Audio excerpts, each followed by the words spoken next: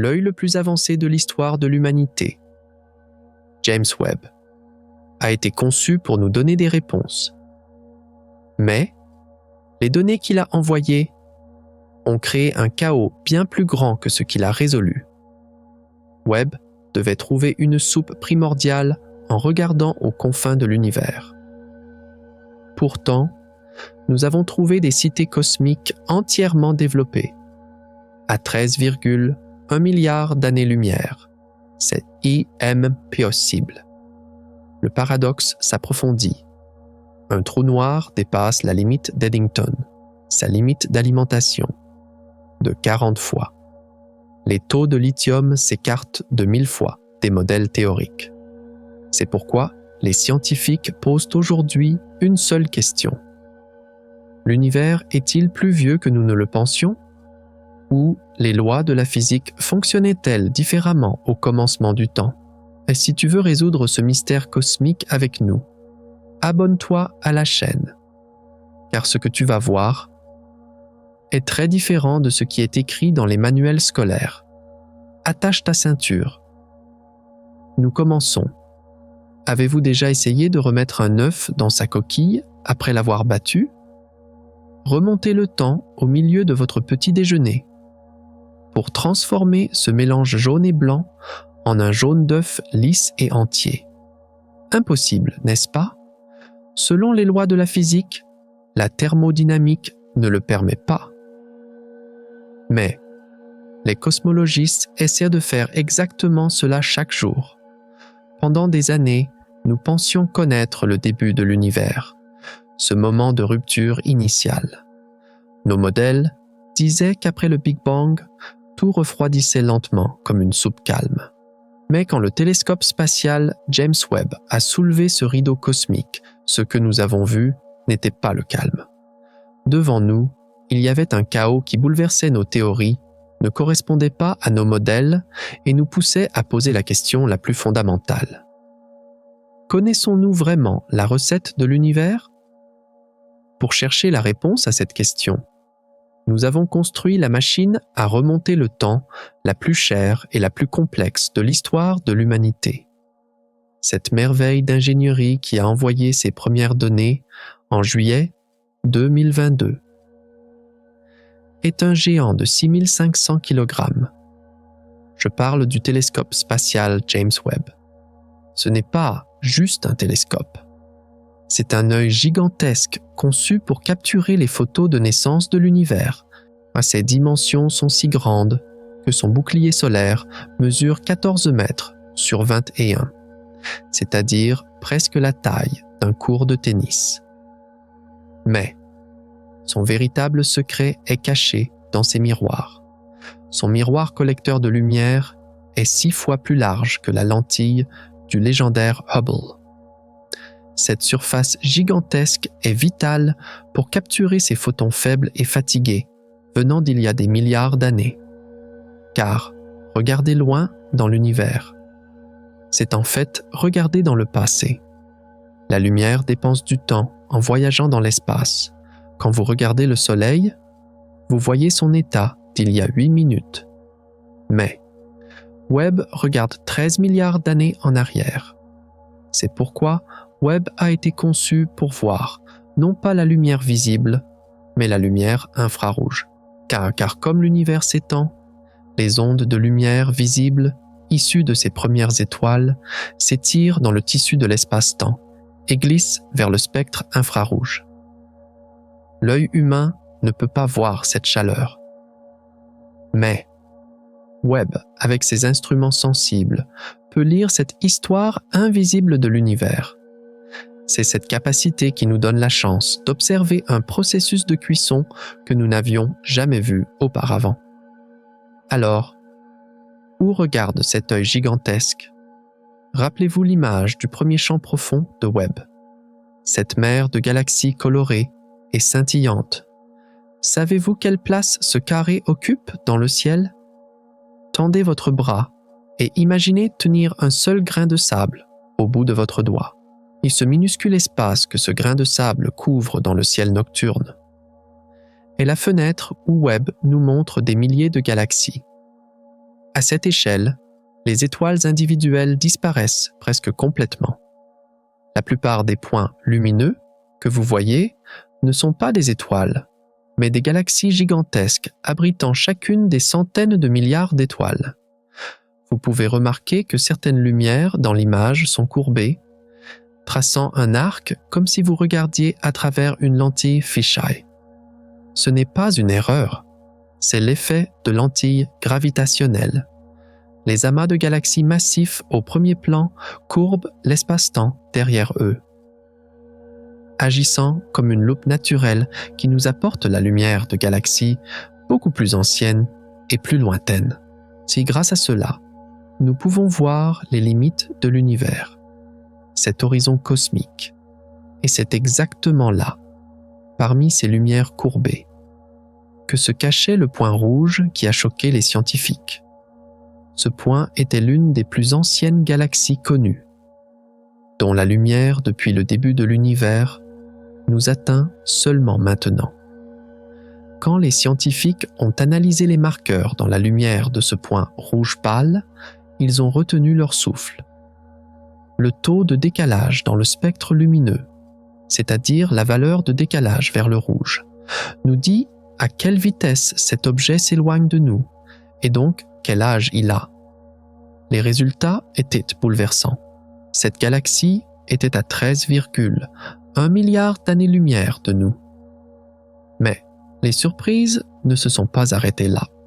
Au début de 2025, Webb a plongé encore plus profondément et a détecté une galaxie que nous appelons MOMZ14. Cette structure s'était formée seulement 280 millions d'années après le Big Bang. Pourquoi ce chiffre est-il si effrayant? Car, selon nos modèles actuels, à cette époque, l'univers devait à peine sortir de ses âges sombres pour que les galaxies se forment. Le gaz et la poussière doivent se rassembler lentement et doucement par la gravité. Ce processus prend des centaines de millions, voire des milliards d'années. Mais MOMZ14 était là, brillante, grande, et nous regardait sous une forme totalement achevée. Cette situation était aussi surprenante et illogique qu'un enfant de 5 ans devenant professeur de physique nucléaire. Et ce n'est pas la seule chose qui ébranle l'acceptation de l'âge de l'univers de 13,8 milliards d'années. La vitesse d'expansion que nous appelons la constante de Hubble montre que les galaxies s'éloignent les unes des autres à une vitesse de 80 000 km/h par million d'années-lumière. Nous calculons l'âge de l'univers en rembobinant cette vitesse. Mais ces monstres de la période précoce que nous avons trouvés murmurent que les touches de notre calculatrice pourraient être erronées. Si la formation des galaxies plus tôt que prévu ne vous a pas assez inquiété, regardons notre propre quartier, à seulement 200 années-lumière. Ici se trouve une étoile appelée Mathusalem, pauvre en métal, c'est-à-dire très vieille. Le taux de métal d'une étoile est sa carte d'identité indiquant quand elle était née, car il n'y avait pas de métaux lourds au premier temps de l'univers. Mathusalem est si pauvre en métal que nos modèles évolutifs calculent son âge à environ 14,5 milliards d'années. Nous sommes ici face à une impossibilité mathématique. Nous savons que l'univers lui-même a 13,8 milliards d'années. Alors, comment un enfant peut-il être plus vieux que sa mère? Bien sûr, il y a une marge d'erreur de 800 millions d'années, ce qui pourrait sauver les chiffres de justesse. Mais, combiné avec les données envoyées par Webb depuis l'espace profond, cet écart n'est plus une marge d'erreur, mais le signe d'une crise. L'univers pourrait-il être plus vieux que nous ne le pensions? Ou comprenons-nous mal le processus de vieillissement des étoiles? Peut-être que le concept de temps ne fonctionnait pas comme nous le pensions dans les premiers instants de l'univers. Regardez le tableau actuel. Des galaxies précoces bien plus brillantes que ce que nos modèles permettent. Des étoiles semblant plus vieilles que l'univers, et des structures cosmiques grandissant beaucoup plus vite que prévu. Nous essayons de compléter un puzzle, mais les bords des pièces ne correspondent pas. Et pire encore, les pièces sorties de la boîte ne ressemblent pas du tout à l'image sur le couvercle. Pour résoudre cette incompatibilité, ce problème de brillance, les scientifiques de l'Université du Texas ont développé une nouvelle théorie.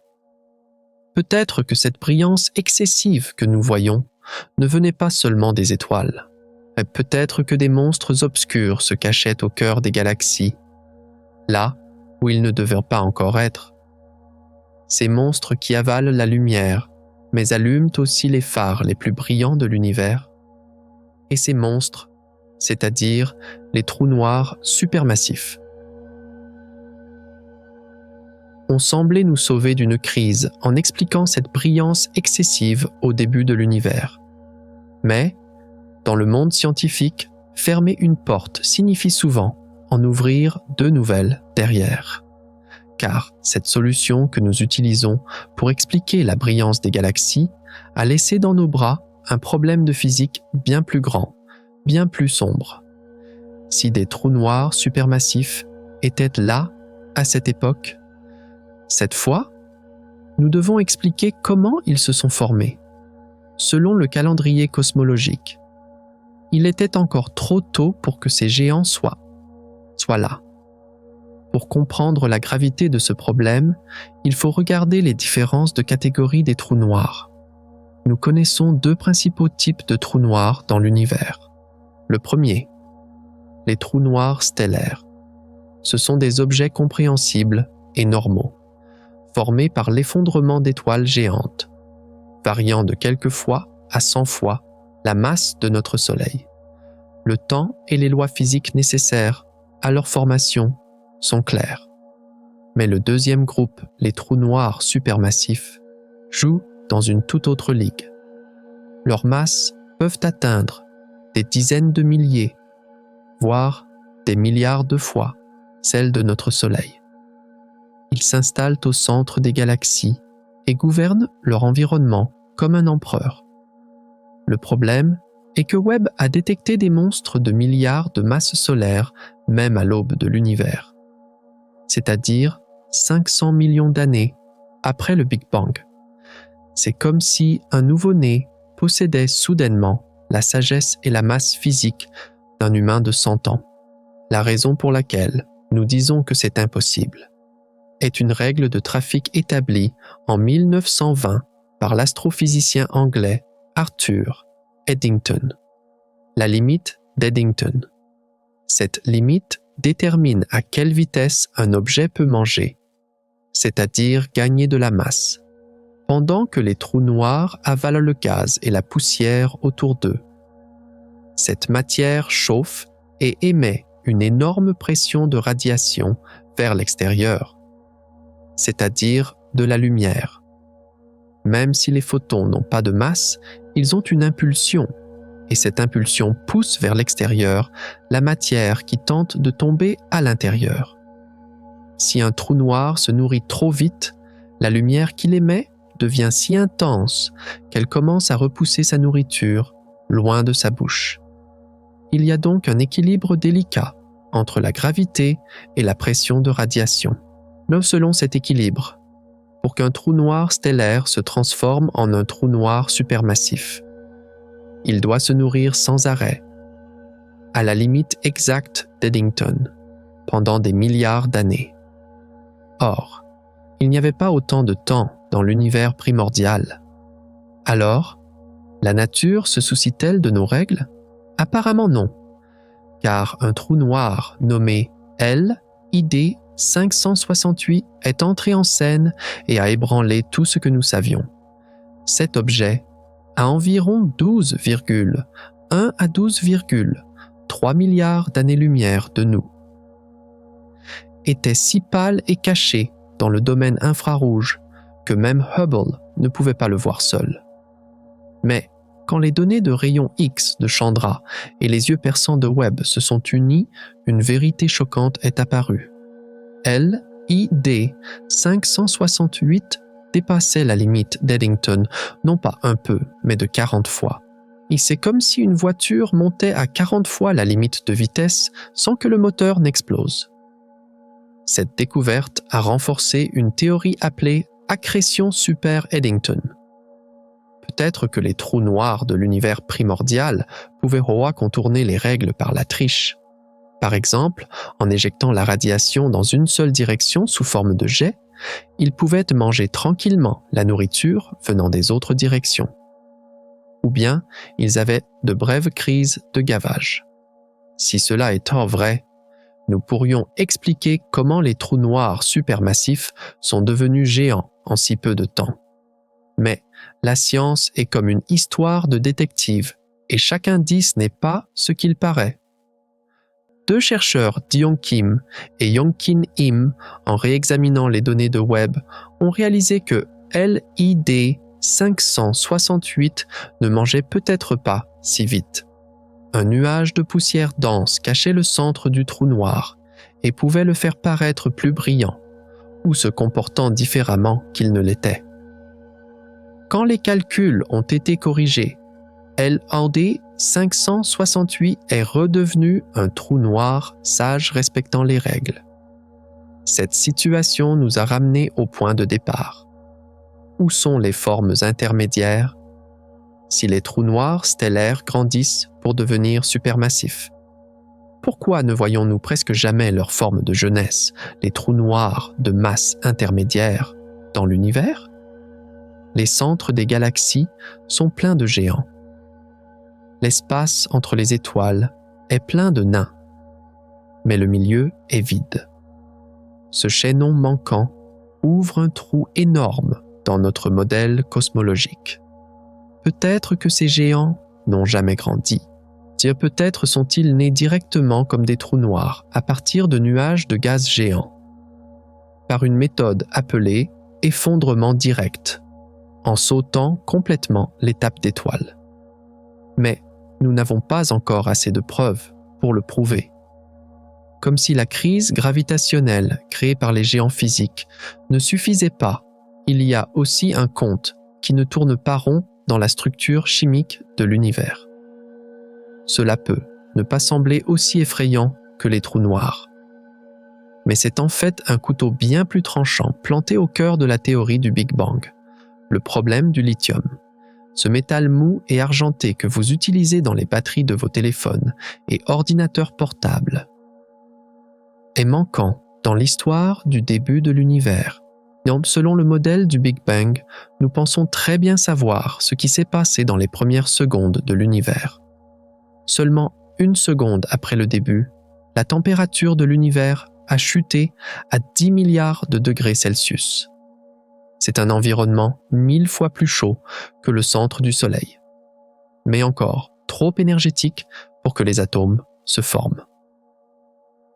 Mais, après 99 secondes de plus, la température a chuté à 1 milliard de degrés et la nucléosynthèse a commencé.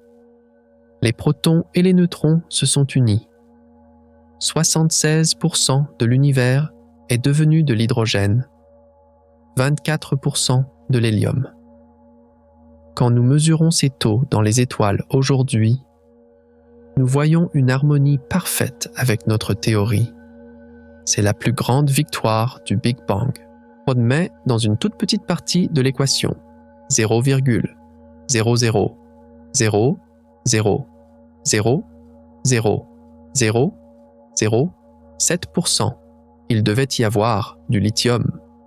Ce simple élément avec seulement 3 protons devait théoriquement être là. Le problème est que lorsque nous regardons les étoiles les plus anciennes, celles nées de cette soupe chimique initiale de l'univers, nous ne voyons qu'un tiers de l'isotope lithium sept qui devrait être là. Il y a 3 fois moins de lithium que prévu. Plus étrange encore, l'isotope lithium 6, qui devrait être beaucoup plus rare, est 1000 fois plus abondant que prévu. C'est comme faire une recette de gâteau et voir que le tiers du sucre a disparu, mais que le sel a augmenté de 1000 fois. Où est passé ce lithium? a-t-il disparu à l'intérieur des étoiles?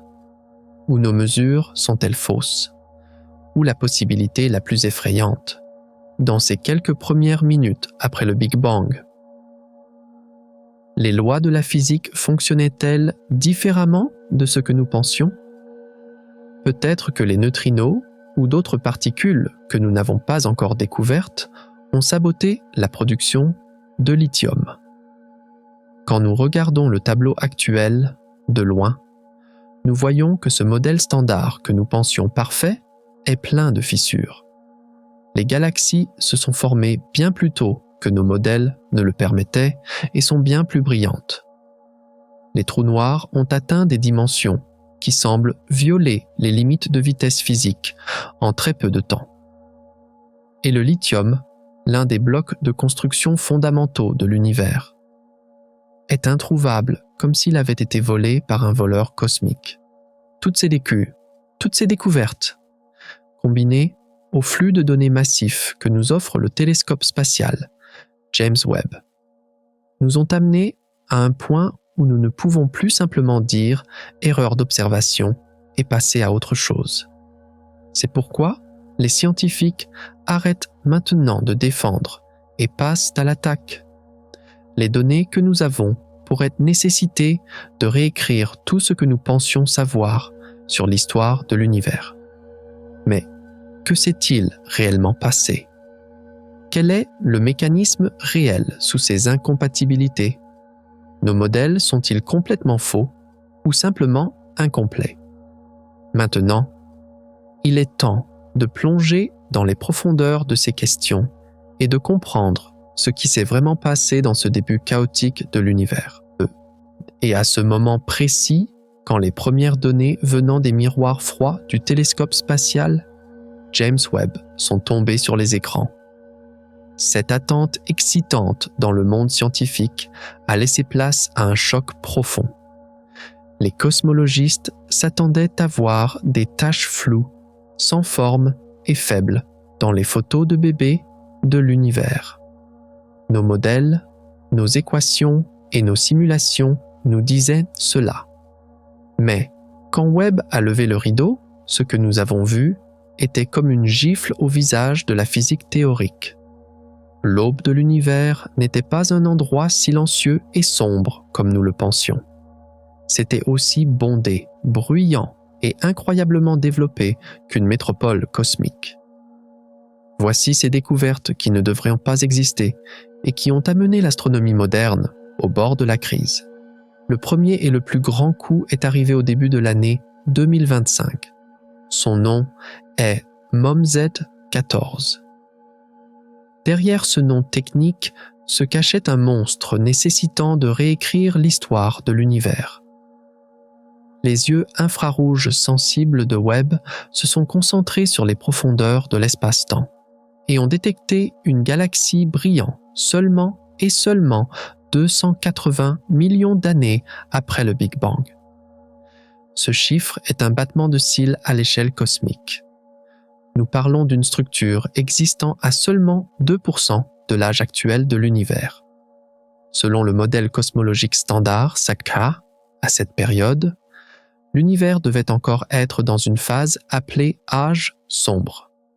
Les nuages de gaz ne devaient pas encore avoir refroidi, la gravité ne devait pas avoir rassemblé assez de matière. Au mieux, nous aurions dû voir quelques amas d'étoiles dispersées. Et messimum.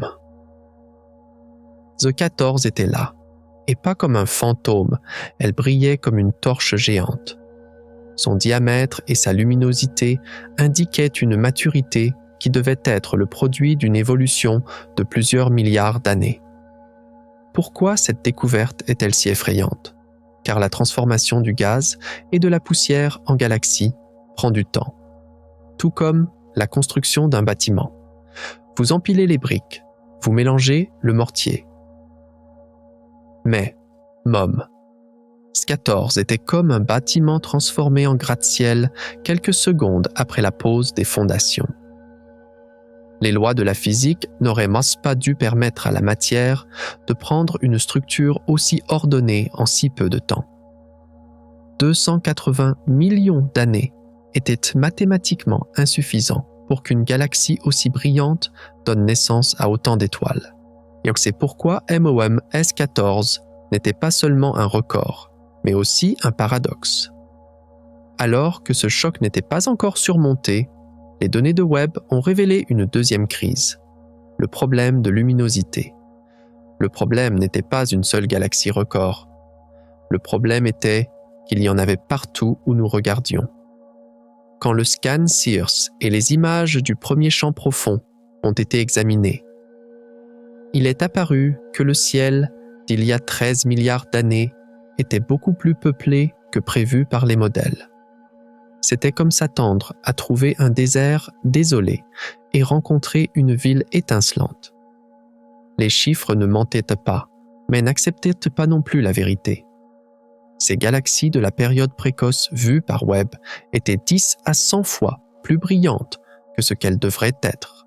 Cette brillance excessive signifiait que des trillions d'étoiles brûlaient à l'intérieur des galaxies. Mais la chronologie ne le permettait toujours pas. 400 à 500 millions d'années après le Big Bang, pour que tant d'étoiles se forment, l'univers aurait dû transformer tout son gaz en étoiles avec une efficacité de 100%. Or, dans l'univers réel, cette efficacité est généralement autour de 10%.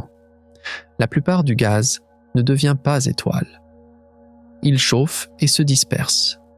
Mais ces galaxies brillaient comme si elles ignoraient la thermodynamique.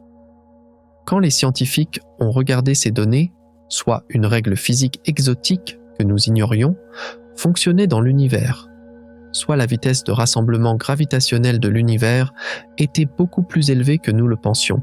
Or, ces points rouges flous étaient en fait des clous plantés dans le cercueil du modèle standard. Mais la plus grande crise n'était pas dans les galaxies elles-mêmes, mais cachée dans leur cœur. La découverte de LID 568 a détruit les règles que nous connaissons comme la limite de vitesse de la physique. Cet objet se trouvait à 12,3 milliards d'années-lumière de nous, juste après l'aube cosmique. Le travail conjoint des télescopes Webb et Chandra a révélé les comportements du trou noir supermassif au centre de cette galaxie. Et ce que nous avons vu était littéralement une scène de crime. Les trous noirs ont une limite lorsqu'ils avalent de la matière. La limite d'Eddington. Cette limite détermine à quelle vitesse un trou noir peut grandir. S'il mange trop vite, la radiation qu'il émet repousse la nourriture et l'alimentation s'arrête. C'est une règle de trafic universelle. Mais LID 568 ne violait pas seulement cette règle, il l'ignorait presque. Les données ont montré que ce trou noir avalait de la matière à une vitesse 40 fois supérieure à la limite d'Eddington. C'est comme si un humain mangeait 40 fois plus vite que ses limites biologiques sans exploser. Pourquoi cette découverte était-elle quelque chose qui ne devrait pas exister? Car la limite d'Eddington est l'équilibre physique fondamental entre la gravité et la pression de radiation. La rupture si sauvage de cet équilibre invalidait complètement les modèles de croissance des trous noirs. Donc cette découverte donnait un indice sur la formation de ces trous noirs géants dans l'univers primordial, mais elle nous terrifiait aussi en montrant comment les principes fondamentaux de la physique pouvaient être étirés dans certaines conditions. Et enfin, la crise n'a pas éclaté seulement aux confins de l'univers, mais aussi dans notre propre arrière-cour cosmique. L'étoile Mathusalem, c'est-à-dire HT 140 283. Cette étoile est à seulement 190 à 200 années-lumière de nous, c'est-à-dire sous notre nez à l'échelle cosmique. Mais son âge semblait se moquer de l'univers lui-même, quand la structure pauvre en métal de l'étoile et son taux de combustion ont été analysés. L'âge révélé était de 14,5 milliards d'années. Pour comprendre l'horreur créée par ce chiffre, une simple soustraction suffit. Il n'y a que l'âge de l'univers est de 13,8 milliards d'années selon les données du satellite Planck et du Fonds diffus cosmologique. Mathusalem a 14,5 milliards d'années. Comment une partie peut-elle être plus vieille que le tout? Comment un enfant peut-il naître avant sa mère? Bien sûr, les scientifiques ont indiqué une marge d'erreur de plus ou moins 800 millions d'années dans cette mesure.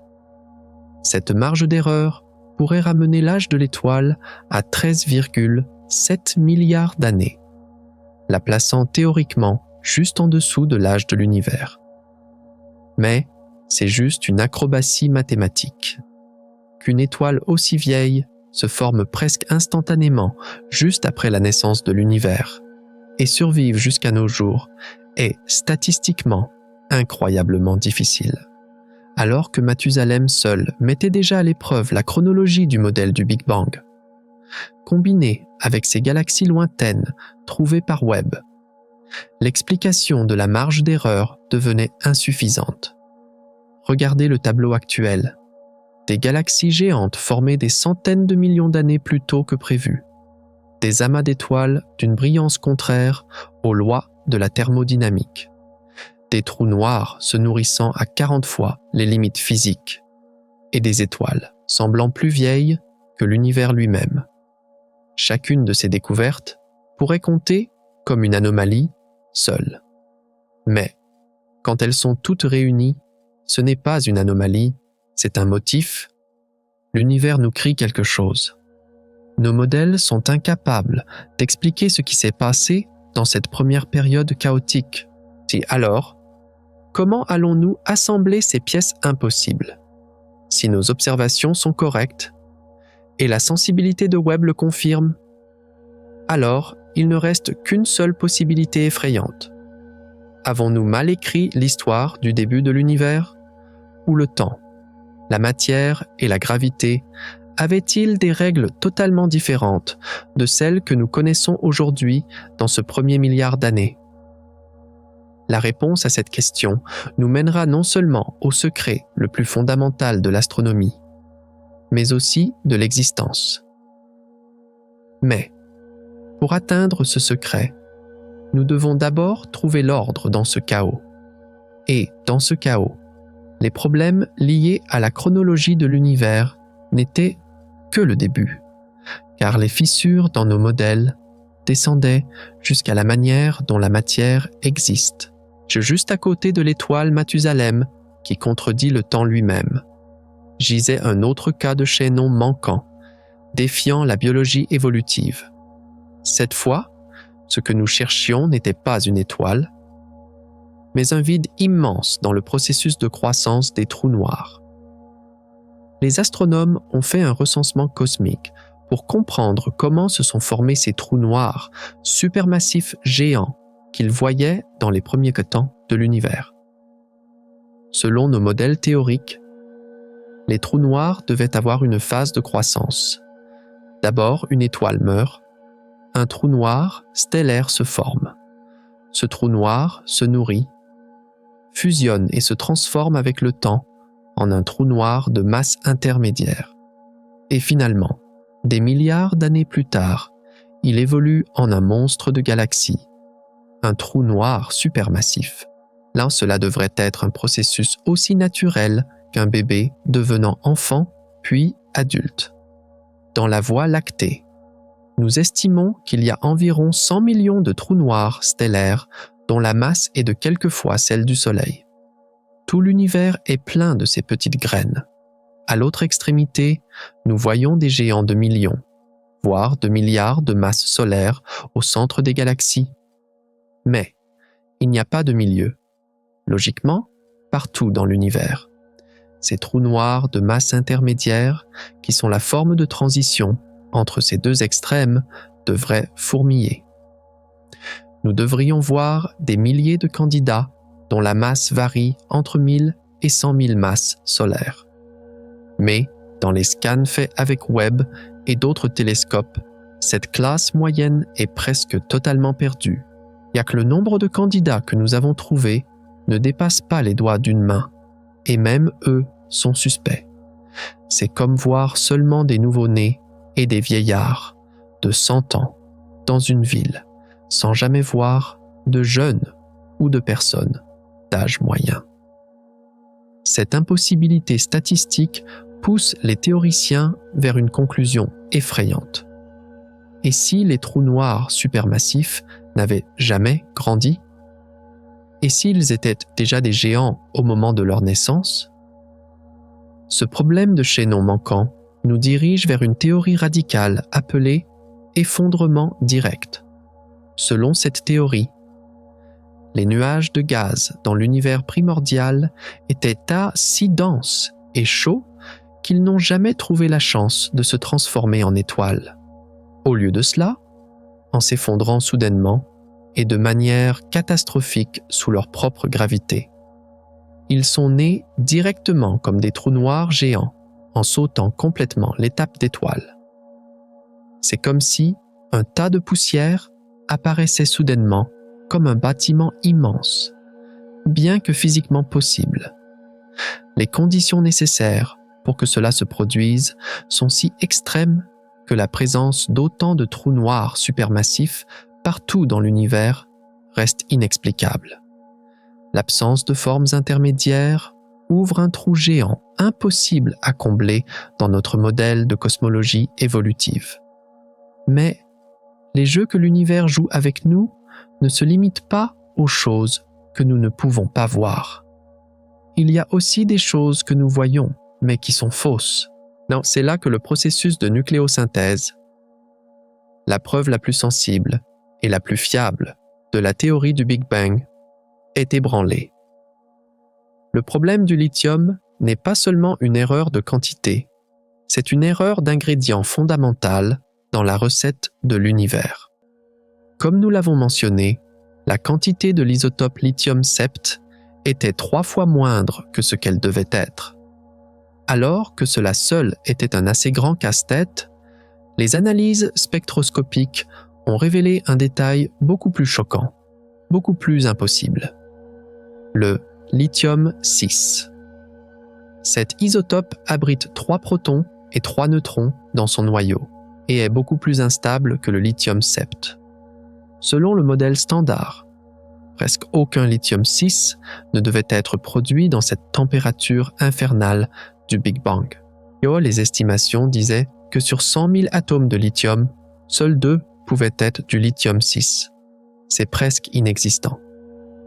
Mais, quand nous examinons les atmosphères des étoiles anciennes, le taux que nous rencontrons est trop élevé pour être une erreur de mesure. Le lithium-6 est exactement 1000 fois plus abondant que prévu. 1000 fois. Alors qu'un écart de 1% dans une expérience scientifique peut vous faire jeter la théorie à la poubelle. Un écart de 100 000% est un désastre. Cette découverte crie que nous avons mal compris les réactions nucléaires qui ont eu lieu dans les 3 premières minutes de l'univers. Car si le lithium-6 est si abondant, la densité de la matière, la température ou les vitesses d'interaction dans ces premiers instants devaient être très différentes de ce que nous avons calculé. Pourquoi cette situation est-elle impossible? Car le lithium-6 se désintègre et disparaît facilement à l'intérieur des étoiles. Donc, il devrait diminuer avec le temps, barre verticale, pas augmentée. Si nous voyons autant de lithium-6 aujourd'hui, même 13 milliards d'années plus tard, il a dû être produit en quantité inimaginable au début. Cet excès ébranle fondamentalement la croyance que la nucléosynthèse du Big Bang était parfaite. Quelque part, un joueur secret, une particule cachée ou une force que nous n'avons pas encore découverte, qui n'est pas entrée dans nos équations, semble avoir saboté la chaîne de production dans ses premiers instants. Toutes ces découvertes, c'est-à-dire des galaxies nées plus tôt que prévu, des trous noirs de classe moyenne manquants et des éléments aux proportions totalement fausses, nous amènent à un seul point. Quand nous regardons la carte de la matière noire de l'univers, nous voyons la même incompatibilité. Les cartes que nous avons créées grâce à la lentille gravitationnelle montrent que les amas de galaxies sont beaucoup plus denses, beaucoup plus serrés que nous le pensions. La matière noire, la Straschiae, que nous pensons constituer 27% de l'univers. Ce squelette invisible qui maintient les galaxies ensemble dans l'univers primordial se comporte de manière beaucoup plus agressive que nos modèles ne le prévoient.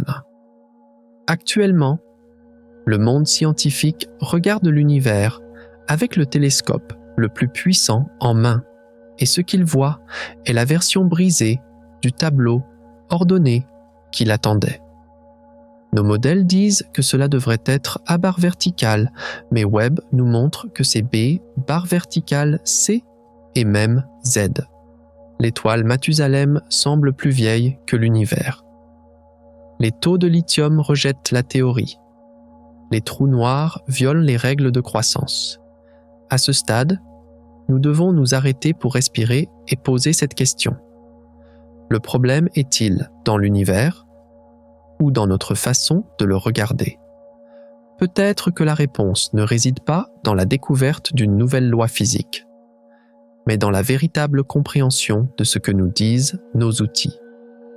Car toutes ces mesures impossibles pourraient en fait faire partie d'une illusion géante jouée par la lumière, le temps et l'espace. Les scientifiques redistribuent maintenant toutes les cartes sur la table pour résoudre ces contradictions et tournent leurs yeux vers les détails les plus fins des techniques par lesquelles nous obtenons ces données, vers les mathématiques derrière ces couleurs invisibles. Et maintenant, il est temps de lever le rideau derrière ces illusions cosmiques, de plonger dans les profondeurs des mécanismes créant ces contradictions apparentes de l'univers. Nous devons comprendre si ces anomalies que nous voyons, c'est-à-dire les galaxies excessivement brillantes, les trous noirs grandissant à une vitesse impossible et les éléments manquants, violant vraiment les lois de la physique ou poussent simplement les limites de nos outils de mesure. Car en science, le mot « impossible » signifie généralement que nous ne comprenons pas encore totalement. Pour résoudre cette nouvelle réalité, offerte par le télescope spatial James Webb, nous devons d'abord examiner avec une rigueur technique comment il voit l'univers et ce qui arrive à la lumière dans ce long et fatigant voyage. Le premier et le plus critique mécanisme est le phénomène de décalage vers le rouge barre vertical ou redshift en termes scientifiques. Sans comprendre ce concept, nous ne pouvons pas saisir pourquoi Webb est si spécial. Pensons à cela avec un exemple simple de la vie quotidienne. Quand une ambulance vient vers vous, le son de la sirène est aigu. Les ondes sonores se compressent. Mais, quand elle passe à côté de vous et commence à s'éloigner, le son devient soudain grave. Les ondes s'allongent et s'étalent. Cet événement que nous appelons l'effet Doppler est valable non seulement pour les ondes sonores, mais aussi pour les ondes lumineuses, comme l'univers s'étend continuellement. La lumière de tout ce qui s'éloigne de nous s'étire de cette façon. Les lumières à haute énergie et courte longueur d'onde, comme le bleu et le violet, s'étirent à mesure que l'espace-temps lui-même s'étire et glisse vers le côté rouge, voire infrarouge du spectre. Ce processus physique est la raison fondamentale pour laquelle nous ne pouvons pas voir les objets les plus anciens de l'univers à l'œil nu ou avec des télescopes à lumière visible comme Hubble. Quand l'univers a émis sa première lumière 381 000 ans après le Big Bang, cette lumière était en fait une lueur orange-blanc et sa température était d'environ 3000 Kelvin. Mais, au cours des 13,8 milliards d'années écoulées, l'expansion de l'univers a étiré ces ondes lumineuses exactement 1100 fois. C'est comme tirer sur un élastique de 1 cm pour l'étirer à 11 mètres. Par conséquent, la lumière ultraviolette et visible de ces premières étoiles et galaxies n'est plus une lumière visible à l'œil nu. Quand elle nous atteint aujourd'hui, elle est devenue une radiation micro-ondes et infrarouge. Les longueurs d'onde se sont élargies du niveau micrométrique au niveau millimétrique. Le télescope spatial Hubble ne pouvait voir que la partie du spectre jusqu'à 1,7 micromètre, ce qui n'est que le début du proche infrarouge. C'est pourquoi Hubble était aveugle à ces premières périodes de l'univers. Cette lumière s'était trop étirée pour que Hubble puisse l'apercevoir. Non, James Webb est une machine à remonter le temps conçue pour résoudre ce problème. Ces instruments, NIRCam et MIRI, peuvent capturer des longueurs d'onde entre 0,6 et 28 micromètres.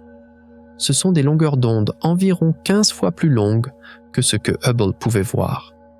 Grâce à cela, Webb peut voir clairement ces premières lumières devenues invisibles par l'expansion de l'univers, comme si elles avaient été émises hier. Sans cette capacité, nous n'aurions jamais pu détecter des galaxies âgées de 280 millions d'années comme MOM Z14. Elles seraient restées dans l'obscurité pour toujours pour nous.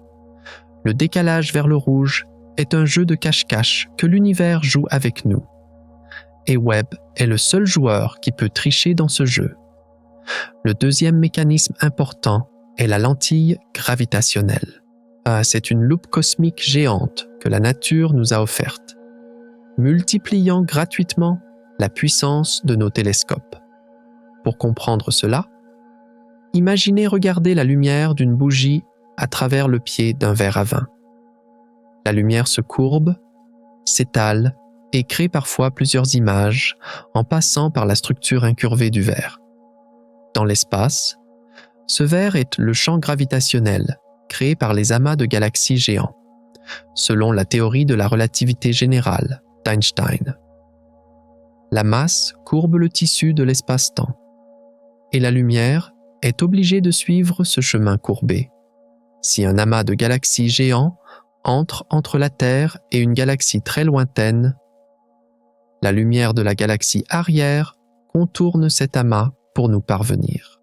Cette courbure physique ne déforme pas seulement l'image de l'objet arrière, elle la focalise aussi et augmente sa luminosité. Tout comme une lentille rassemble la lumière du soleil en un seul point pour brûler du papier.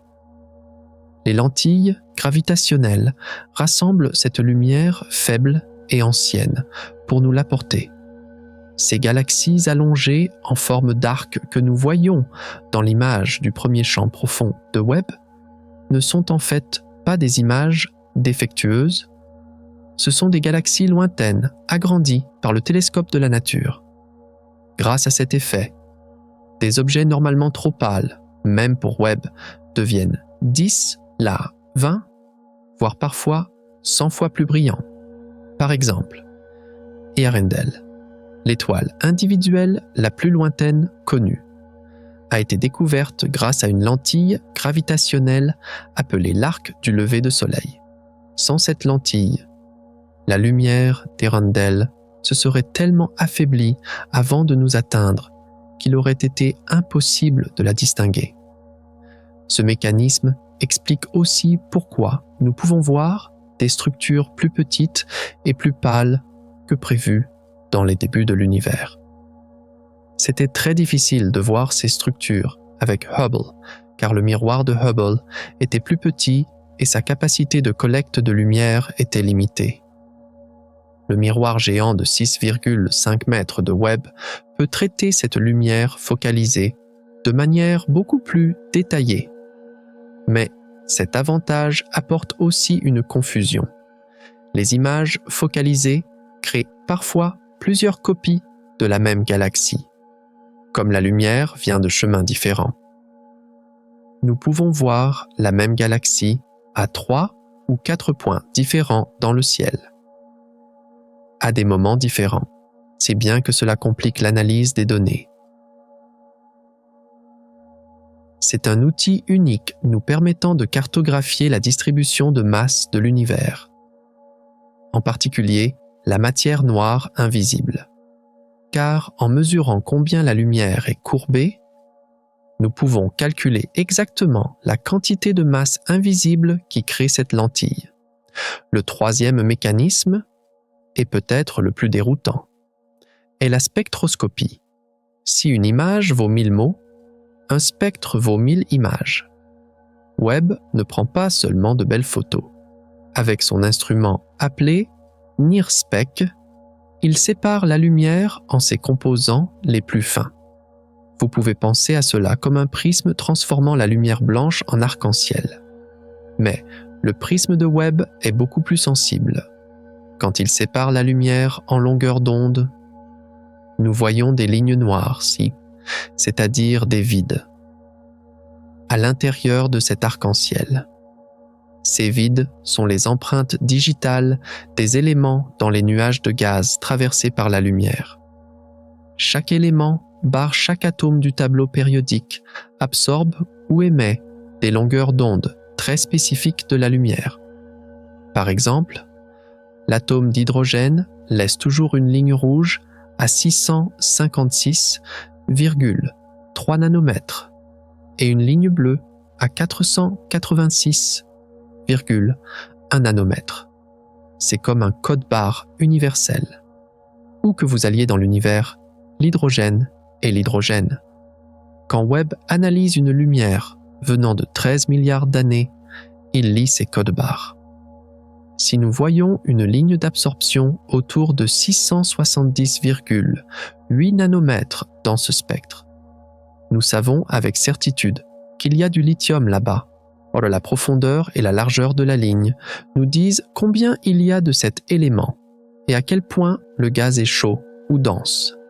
Cette technique ne trouve pas seulement les éléments barres verticales, elle révèle aussi leur état physique. Nous avons mesuré la vitesse, la température et la densité du gaz autour du trou noir L. ID 568 de cette façon.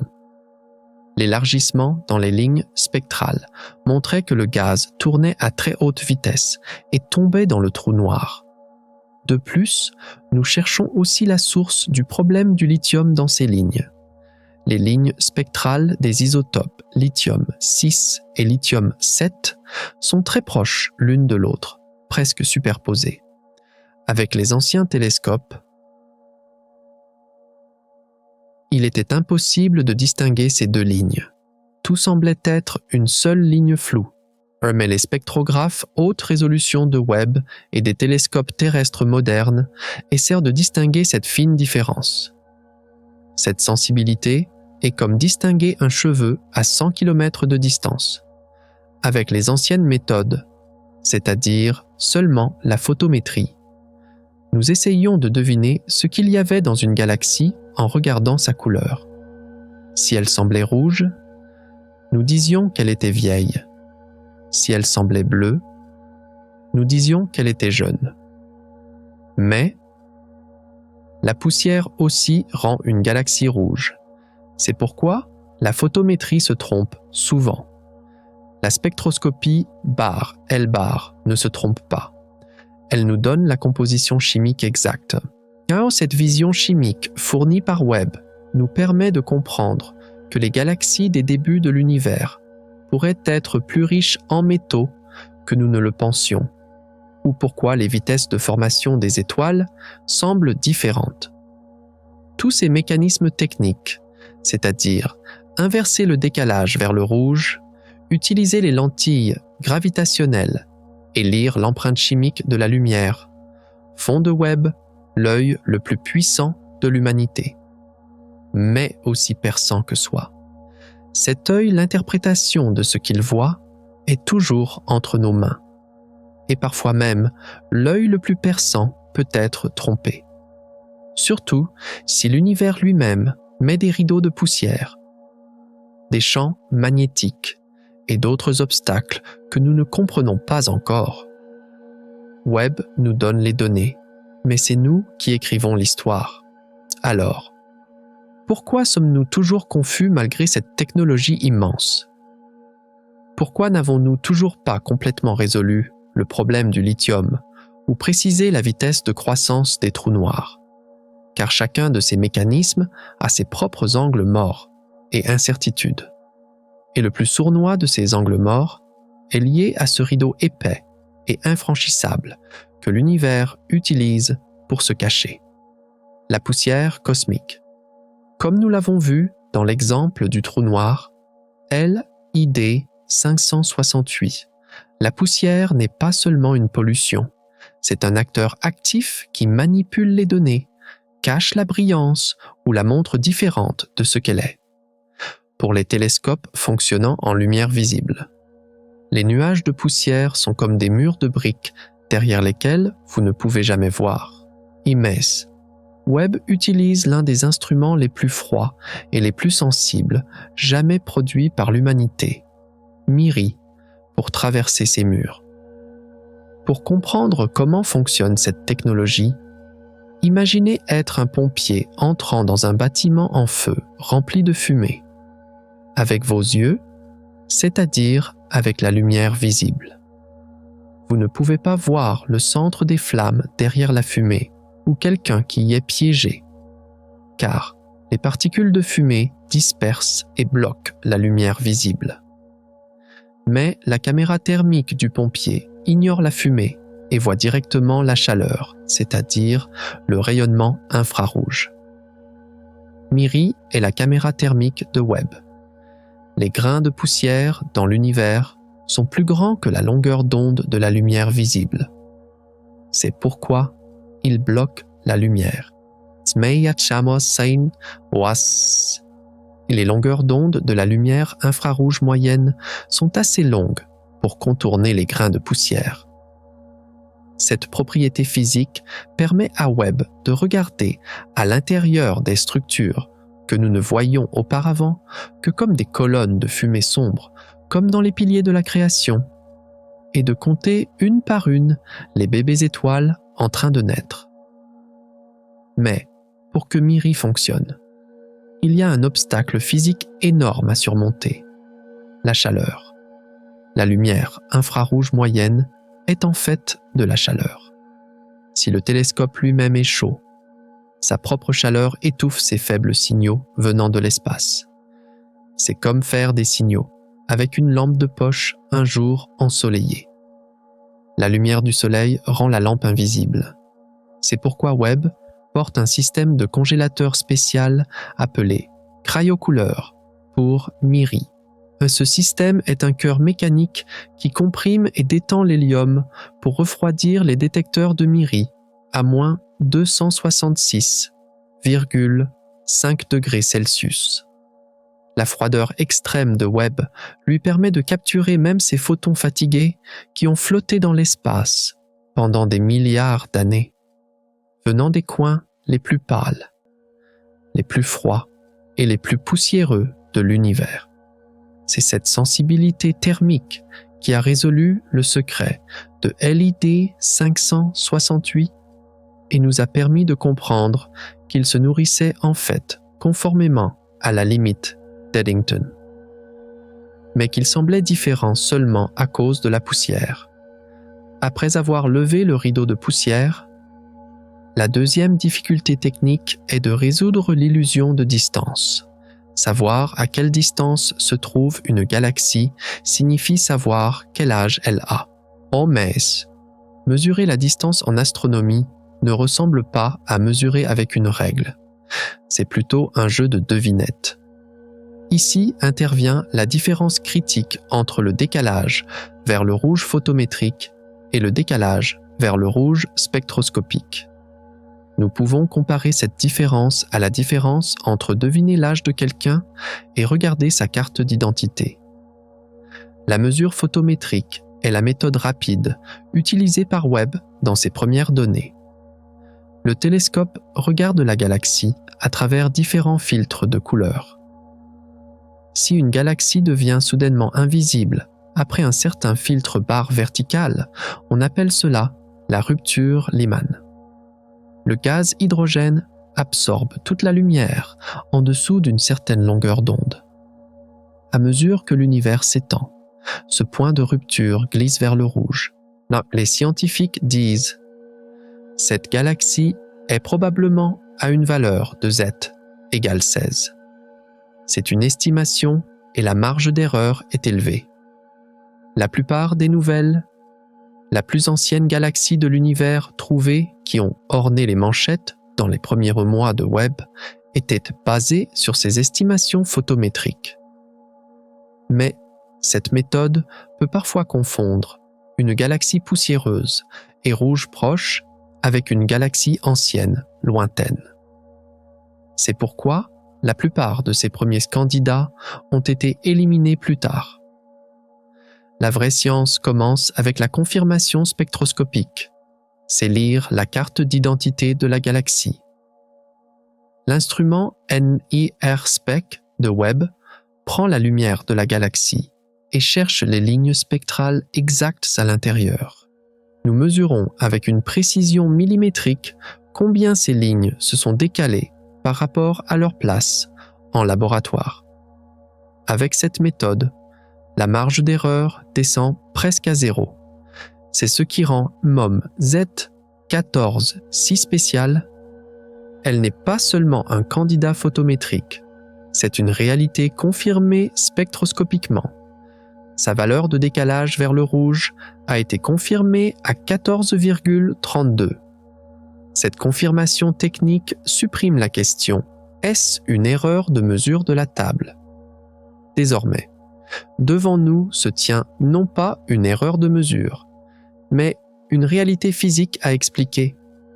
La spectroscopie est le juge qui transforme le doute en certitude. Enfin, le troisième mécanisme que nous utilisons pour donner un sens à toutes ces observations est le laboratoire des cosmologistes, les simulations par superordinateur. Nous ne pouvons pas mettre l'univers dans un tube à essai pour faire une expérience ou redémarrer le Big Bang en disant « Voyons ce qui va se passer cette fois ». Au lieu de cela, nous créons des jumeaux numériques de l'univers. Ces simulations sont des codes géants incluant toutes les lois physiques que nous connaissons. La gravité, la dynamique des fluides, le refroidissement des gaz, la formation des étoiles et la matière noire. Tout comme un architecte crée un modèle 3D sur ordinateur avant de construire un bâtiment, les cosmologistes entrent les conditions initiales de l'univers dans l'ordinateur et appuient sur le bouton « Démarrer ». Des milliards de particules virtuelles interagissent pendant des milliards d'années. L'univers virtuel résultant de ces simulations doit généralement correspondre à l'univers que nous observons. Les simulations célèbres comme Illustris TNG ou Eagle pouvaient imiter avec succès l'univers de l'époque Hubble. Mais quand nous comparons les données de Webb avec ces simulations, le système donne une erreur.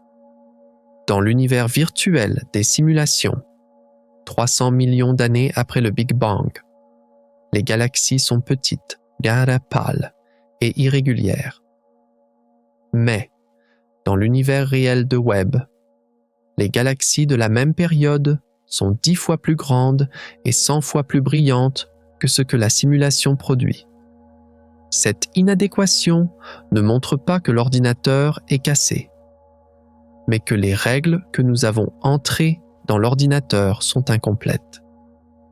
Les simulations sont l'outil le plus puissant pour vérifier notre connaissance théorique, et elles nous donnent actuellement une alerte rouge. Et cette comparaison technique prouve que le problème n'est pas dans les observations, mais dans les hypothèses fondamentales de la théorie elle-même. Le manque de lithium, la taille des trous noirs et la brillance des galaxies. Aucun ne se forme naturellement dans les simulations. Cela signifie qu'il y a une ligne que nous n'avons pas encore découverte dans le code, c'est-à-dire dans les lois de l'univers. Simuler l'instant de naissance de l'univers. Physiquement, nous sommes un grain de poussière. Mais mentalement, nous sommes aussi grands que l'univers lui-même.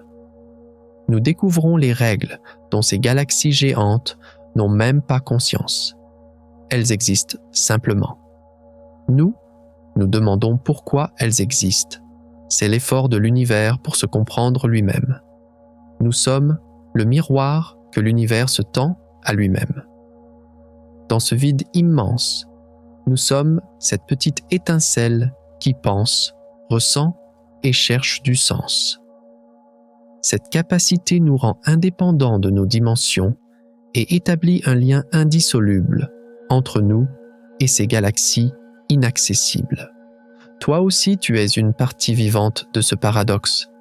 Ce frisson que tu ressens en regardant le ciel nocturne n'est pas seulement un signe de ta petitesse, mais aussi de ta puissance à saisir cette grandeur. Quand la lumière de ces étoiles rencontre ta rétine après avoir voyagé des millions d'années, l'histoire de l'univers revit dans ton esprit. Tu es le dernier arrêt du voyage de plusieurs milliards d'années de cette lumière. Si ta conscience n'existait pas, le scintillement de cette étoile, la rotation de cette galaxie aurait-il un sens? L'univers prend sens dans tes yeux. Tu es petit, mais la conscience de l'univers, c'est toi. Le deuxième grand contraste est lié à la profondeur du temps. L'étoile Mathusalem peut avoir 14,5 milliards d'années. L'univers lui-même a un passé de 13,8 milliards d'années. Dans ce calendrier cosmique, toute l'histoire de l'humanité, de la construction des pyramides à l'invention d'Internet, n'est qu'une petite fraction d'une seconde cosmique. Une vie humaine moyenne de 80 ans n'est même pas une valeur mesurable sur la chronologie de l'univers. Nous sommes comme des étincelles qui brillent et s'éteignent un instant dans l'océan de l'éternité. La galaxie Jadès brille là-bas depuis des centaines de millions d'années et brillera encore des milliards d'années. Notre civilisation est née en un battement de cils cosmique et disparaîtra peut-être avant que cet œil ne se ferme. Cette fugacité est la douleur existentielle la plus profonde de l'homme. Or, tout ce que nous faisons, les villes que nous construisons, les livres que nous écrivons, les amours que nous vivons et les souffrances que nous endurons, seront broyés et disparaîtront dans ce moulin impitoyable du temps. L'univers semble ne pas se soucier de notre existence ou de notre absence. Il y avait des milliards d'années avant nous. Il y aura des milliards d'années après nous. Face à cette éternité, il est inévitable de questionner si notre propre vie a un sens. Être oublié, Kabaul effacé, et disparaître comme si nous n'avions jamais existé semble être notre destin inévitable. Mais c'est exactement à ce point que la valeur de notre courte vie apparaît, car ce n'est pas la longueur du temps qui compte, mais comment ce temps est rempli. Notre temps de battement de cils est l'un des moments les plus denses, les plus complexes et les plus intéressants de l'univers. Nous sommes les témoins de ce moment rare où l'univers change le plus vite, pose le plus de questions et fait le plus de découvertes. Pendant 13 milliards d'années, les atomes se sont unis, les étoiles ont brûlé et les galaxies sont entrées en collision. Tout cela était une préparation pour que tu puisses lire cette phrase, saisir cette pensée maintenant. Ton existence est le sommet de ce processus de plusieurs milliards d'années. Tu es passager, mais tu abrites l'éternité dans cet instant passager. Ta vie est une note résonnant dans le silence infini de l'univers. Elle peut être courte, mais tant que cette note est jouée, la mélodie de l'univers change. Quand tu regardes ces vieilles étoiles, tu vois leur passé, mais elles ne peuvent pas voir ton futur. Tu es à la pointe de la flèche du temps. Tout l'héritage du passé est sur tes épaules et tout le potentiel du futur est entre tes mains. Ta vie de 80 ans est cette fenêtre unique où l'univers s'expérimente. s'aime, a peur et s'interroge. C'est pourquoi ton temps n'est pas court. Il est condensé. Tu n'es pas une partie perdue du temps. Tu es ce point focal où il prend sens. Le troisième contraste réside dans cette danse délicate entre chaos et ordre. L'univers primordial, montré par Webb, semblait chaotique, sauvage et désordonné. Des explosions inattendues, des trous noirs ne connaissant pas de règles et des nuages de gaz ne tenant pas en place. Non, mais de ce chaos sont nées des galaxies spirales parfaites comme EGS-23205 des éléments, comme l'azote et le carbone, qui sont les blocs de construction de la vie, et finalement des molécules incroyablement ordonnées, comme l'ADN. L'univers devait aller constamment vers le désordre, selon la loi de l'entropie. Mais il a obstinément créé l'ordre, la complexité et la vie. Le côté tragique de cette situation est de savoir à quel point cet ordre ne tient qu'à un fil. 99,9% de l'univers est rempli de vide et de radiation mortelle, hostile à la vie. La vie est comme un petit radeau fragile dérivant dans l'océan du chaos. Un impact d'astéroïde, une explosion de supernova ou un petit changement dans le Soleil peut détruire cet ordre en un instant. Cette nature sauvage de l'univers attend à notre porte à chaque instant. Nous essayons de protéger une flamme de bougie sur le point de s'éteindre au milieu d'une tempête cosmique. Notre sentiment de sécurité est une illusion. En fait, nous sommes dans un danger et une incertitude constants. Mais, au milieu de ce danger, la résistance et la capacité d'adaptation de la vie brillent. Créer de l'ordre à partir de ce chaos est le plus grand miracle de l'univers. Nous sommes nés des cendres de ces explosions sauvages. Le fer dans nos veines a été forgé dans les supernovas. L'oxygène dans notre souffle était le dernier soupir des étoiles mourantes. Nous sommes les enfants du chaos, mais les architectes de l'ordre. Cet univers effrayant nous a en fait fourni la matière première qui nous constitue. Nous ne nous battons pas contre l'univers. Nous sommes l'univers lui-même, qui ce chaos est la source de notre créativité, de notre changement et de notre évolution intérieure. Toi aussi, tu vis ce contraste dans ta vie. Le chaos de la vie quotidienne, les incertitudes et les difficultés peuvent te fatiguer. Mais tu es un être capable d'extraire une vie sensée, une pensée ordonnée et des relations aimantes de ce chaos. Tout comme l'univers crée des étoiles à partir de ces nuages de gaz. Tu crées ton caractère et ton histoire à partir des difficultés. Cette résistance en toi est un reflet de ce désir de vie obstiné dans les premiers instants de l'univers. Tu n'es pas seulement de la matière, tu es cette forme miraculeuse où la matière s'organise et crie « J'existe ». Le quatrième et dernier grand contraste est entre l'inconnu et la curiosité. Le télescope Webb nous a donné plus de nouvelles questions que de réponses. Où est le lithium ? Comment les trous noirs ont-ils grandi ? Pourquoi l'univers s'étend-il si vite ? À mesure que la science avance, la limite de ce que nous ignorons s'élargit aussi. L'univers semble avoir caché une nouvelle énigme derrière chaque réponse. Peut-être que nous ne résoudrons jamais complètement les secrets de l'univers. Peut-être que notre esprit n'a pas la capacité de saisir cette vérité ultime. Tout comme une fourmi ne peut pas comprendre la physique quantique. Nous pourrions ne pas comprendre la vraie nature de l'univers. Cela peut sembler être une tragédie intellectuelle. Nous avons soif de vérité, mais elle glisse toujours du bout de nos doigts. Chaque découverte nous jette au visage la grandeur de notre ignorance. Alors que nous nous croyons les maîtres de l'univers, nous réalisons que nous sommes des enfants essayant de trouver leur chemin à tâtons dans l'obscurité. Cette incertitude inquiète l'homme, chaque secte l'effraie. nous avons peur de ce que nous ne connaissons pas, et la plupart de l'univers est constitué d'inconnus. Mais la curiosité, ce sentiment de curiosité sans fin, transforme cet inconnu en aventure. Si nous savions tout, la vie, la découverte et la science auraient-elles un sens?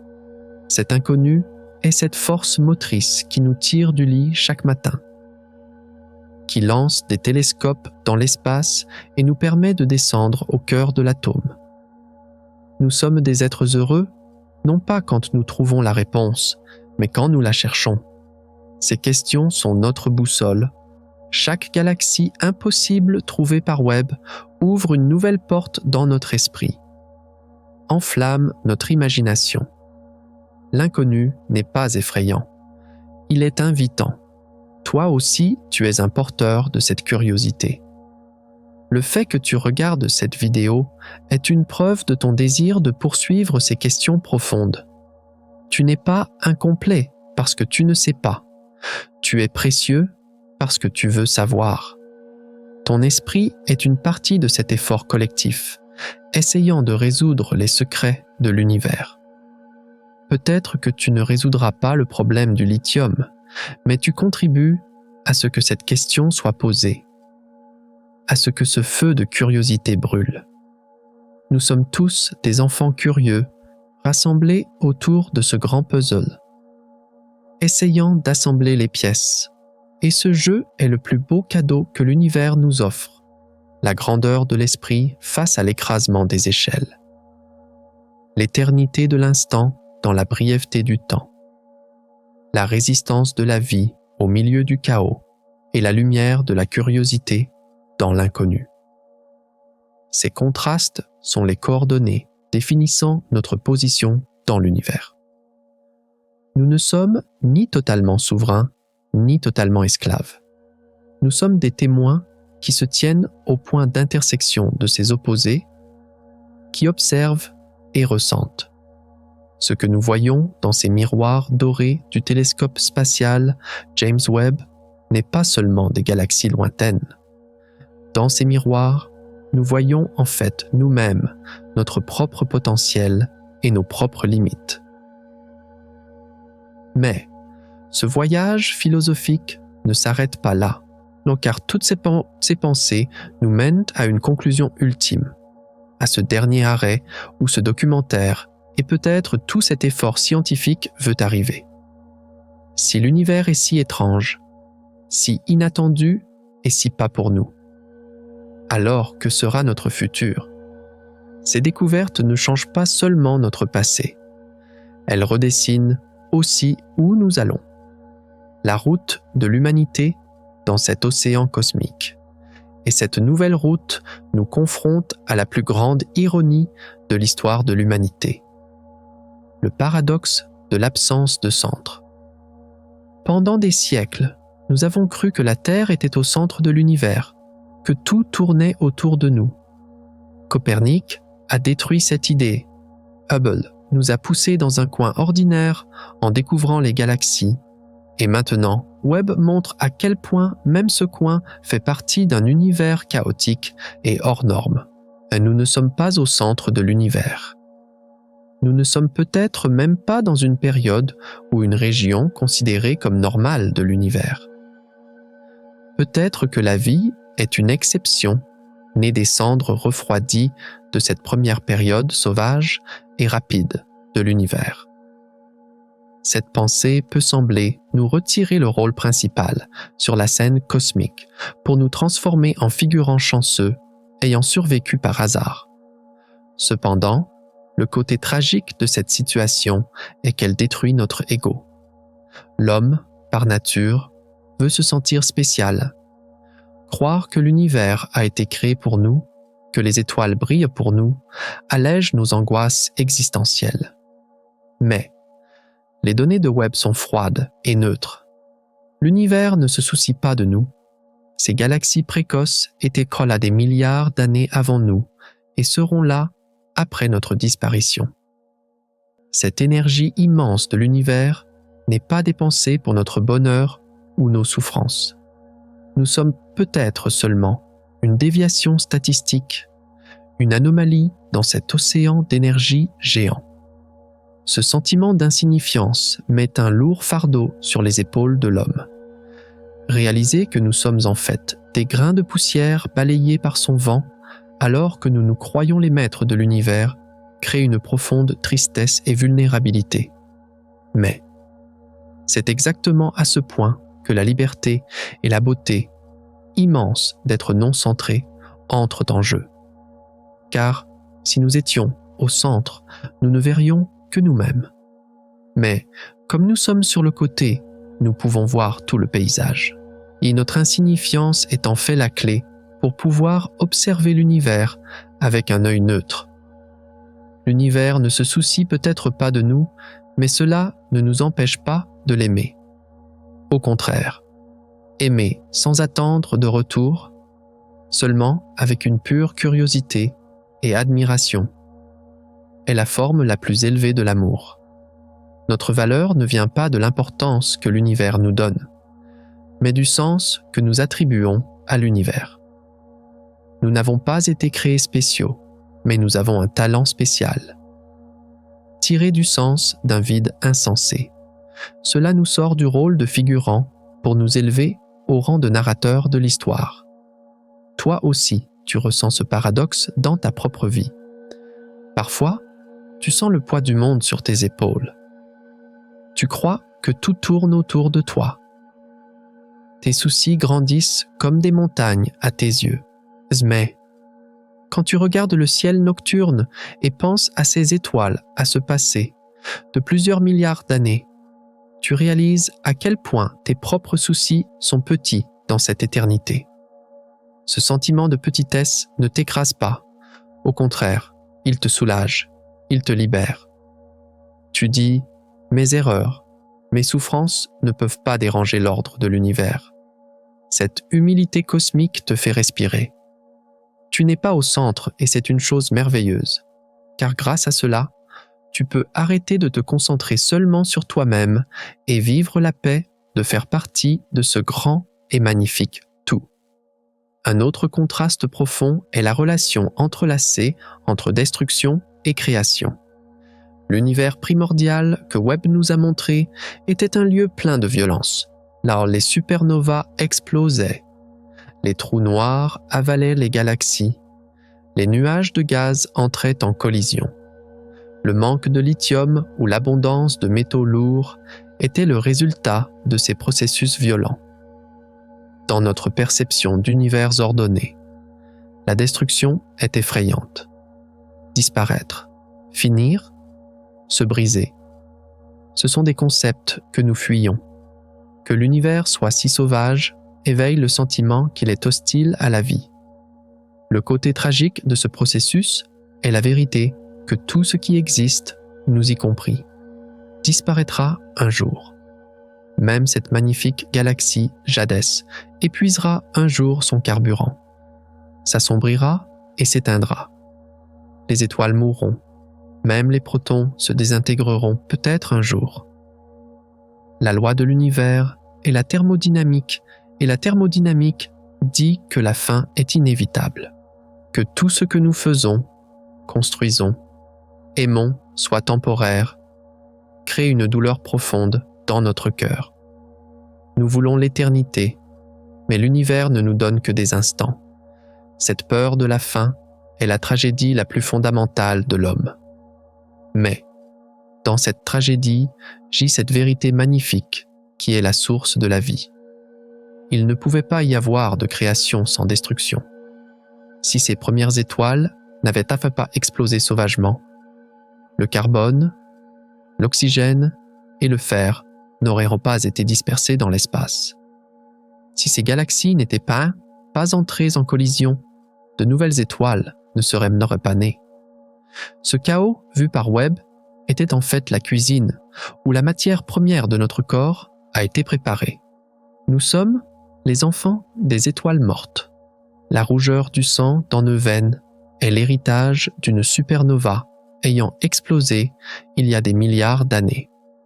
La destruction n'est pas une fin, c'est une transformation. L'univers ne gaspille rien. il change seulement de forme. La mort est le carburant de la vie. Toi aussi, tu fais partie de ce cycle. Les pertes, les fins et les déceptions que tu vis dans ta vie peuvent me sembler être une destruction sur le moment. Mais, quand tu regardes en arrière, tu vois que les plus grands changements, les traits de caractère les plus forts, sont nés des cendres de ces temps difficiles.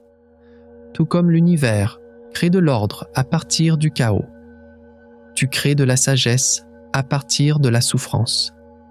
En toi aussi, des étoiles meurent et de nouvelles naissent. Biologiquement, toutes tes cellules se renouvellent tous les 7 ans. Tu meurs et renais continuellement. C'est pourquoi n'aie pas peur de la fugacité. Tu es une preuve vivante de cette danse de transformation infinie de l'univers, de cette destruction créatrice. Le dernier contraste, et peut-être le plus silencieux, est entre solitude et unité. Le télescope Webb a montré à quel point l'univers est peuplé. Des milliards de galaxies, des trillions d'étoiles. Mais, en même temps, il a approfondi ce silence effrayant. Nous n'avons pas encore rencontré d'autres traces de vie, de signal bonjour. Le paradoxe de Fermi est devenu encore plus aigu avec les données de Webb. Si l'univers s'est rempli si tôt des matériaux nécessaires à la vie, comme l'azote, le carbone et les métaux, pourquoi personne ne nous appelle? Pourquoi semblons-nous seuls dans cette fête cosmique? Or, le côté tragique de cette situation est un sentiment d'orphelinat cosmique. La possibilité d'être tout seul dans ce vide immense glace l'intérieur de l'homme. Juste le silence pendant des milliards d'années-lumière. Ne pouvoir parler à personne d'autre que notre propre espèce, notre propre planète, rend l'univers froid et désert. Nous crions, mais notre voix se perd dans le vide. Cette solitude fait parfois tomber la quête de sens de l'homme dans le désespoir. La question « N'y a-t-il que nous ?» est à la fois une source de fierté et un tunnel de peur. Mais le mais de cette solitude, c'est-à-dire son beau côté, est qu'elle renforce notre lien les uns avec les autres. S'il n'y a personne d'autre dans l'univers ou s'ils sont très loin, alors la seule chose que nous avons, c'est nous-mêmes. Chaque humain, chaque animal, chaque arbre sur cette planète sont des compagnons de voyage accrochés les uns aux autres dans cette désolation cosmique. La solitude ne nous sépare pas. Au contraire, elle nous unit. De plus, même si nous sommes physiquement seuls, nous sommes un chimiquement et atomiquement avec chaque coin de l'univers. L'atome dans cette galaxie lointaine et l'atome dans ton doigt viennent de la même origine. Nous ne sommes pas seuls, nous sommes parents avec tout. L'univers n'est pas un endroit extérieur à nous. Nous sommes dans l'univers, et l'univers est en nous. Toi aussi, tu te sens parfois seul au milieu des foules. Tu penses ne pas être compris, ne pas pouvoir faire entendre ta voix. Mais, n'oublie pas que ton existence est le maillon d'une chaîne de plusieurs milliards d'années, et tu es la façon dont l'univers brise son propre silence. Tes pensées, tes émotions partagent la solitude de l'univers. Tu n'es pas tout seul, tu es lié aux étoiles, aux galaxies et au passé par des liens invisibles. Cette attraction que tu ressens en regardant ce ciel est en fait la nostalgie de ta maison. Et chaque fois que l'univers te regarde, il se regarde en fait lui-même. Maintenant, je veux que tu t'arrêtes et te demandes: que ressens-tu après avoir appris ces images venant des yeux infrarouges du télescope spatial James Webb, ces galaxies impossibles et ces théories brisées? Te vois-tu comme un grain de poussière insignifiant, perdu dans ce vide immense? Ou comme cette conscience rare et précieuse, témoin des plus grands secrets de l'univers, capable de lui donner un sens? La réponse est probablement les deux, et c'est la bonne réponse, car être humain, barre verticale, c'est pouvoir rester en équilibre entre ces deux sentiments opposés. Savoir que nous sommes à la fois rien et tout. Être emprisonné dans un corps fini tout en pouvant penser l'infini. Cette tension, ce mélange d'émotions est l'état le plus pur de notre existence. Les découvertes de Webb ne nous rapetissent pas. Au contraire, elles nous approfondissent. Elles nous remettent à notre place, mais nous rappellent aussi notre potentiel. Cet univers faux est en fait le manuel le plus juste pour nous. Nous savons désormais que l'histoire de l'univers n'est pas une ligne droite. Nos modèles, nos théories et nos équations ne sont que des ébauches grossières de cette réalité immense. Le manque de lithium n'est pas une erreur, c'est un indice. La taille des trous noirs n'est pas une anomalie, c'est une pierre de construction. La brillance des galaxies précoces n'est pas une illusion, c'est une invitation. Nous sommes des explorateurs essayant de trouver leur chemin avec une lampe de poche dans une chambre noire, et Webb a un peu renforcé la lumière de cette lampe. Notre voyage n'est pas fini. En fait, il commence à peine. Nous devrons brûler les anciennes cartes et en dessiner de nouvelles. Nous devrons étirer les lois physiques que nous connaissons, peut-être les briser. Mais cette incertitude ne nous fait pas peur, car nous sommes une espèce amoureuse de l'inconnu. Cet œuf, cette omelette mélangée au début ne sera peut-être jamais complètement résolue. Mais découvrir les goûts, les textures et les couleurs dans cette omelette est bien plus excitant que de la remettre dans son état initial. Et maintenant, en fermant doucement le couvercle du télescope, nous rappelons notre esprit de ces galaxies lointaines, de ces trous noirs géants et de cette aube cosmique. Mais l'endroit où nous revenons n'est pas le même que celui où nous avons commencé. Car nous ne pourrons plus regarder l'univers, le ciel et nous-mêmes avec les mêmes yeux. Nous avons changé, nous avons grandi et nous avons senti un peu plus profondément que nous faisons partie de ce grand mystère. Maintenant, il est temps de dire le dernier mot et de résumer ce que cette aventure cosmique signifie pour nous. Nous avons vu comment les limites de vitesse ont été forcées au début de l'univers. Comment les galaxies se sont formées à une vitesse impossible. Mais cette limite de vitesse ultime posée par Einstein n'est peut-être pas un mur infranchissable, mais seulement une illusion. Les trous de verre les moteurs à distorsion et les théories de courbure de l'espace-temps entr'ouvrent les portes arrière de la physique. Êtes-vous prêt à passer au-delà de la vitesse de la lumière dans le prochain voyage ?